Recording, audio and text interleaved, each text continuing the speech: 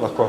Na današnji seji sveta Slovenske demokratske stranke obravnavamo, tako kot je običajno, vsa poročila delovnih teles oziroma tudi posameznih inštitucij v stranki.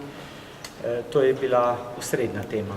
In sicer najprej je gospod predsednik Janša podal poročilo in na to gospod Tanko o delu poslanske skupine in tudi gospa Romana Jordan-Cizelj o delu v Evropskem parlamentu.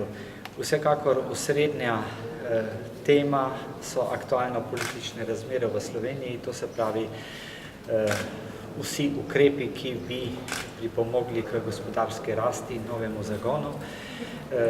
Nekako, če upoštevamo, da prvi korak je že storjen, torej korak varčevanja, je potrebno sedaj takoj pristopiti k nadaljevanju. Napoveduje se jeseni že prvi zakoni, seveda zelo kislo jabolko o delovnopravni zakonodaji, pri čemer je predsednik zelo poudaril pomen, da se pričakuje vsaj tolikšna mera modrosti, kot so jo sindikati pokazali v tem delu, ko je šlo za varčevanje.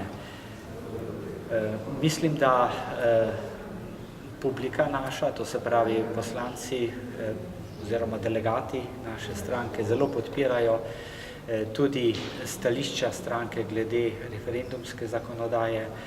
Tukaj je sedaj dana zelena luč za stališča, ki naj bi se potem zagovarjala v parlamentu pri obravnavi ustave in pa tudi referendumske zakonodaje. Kakšno vprašanje?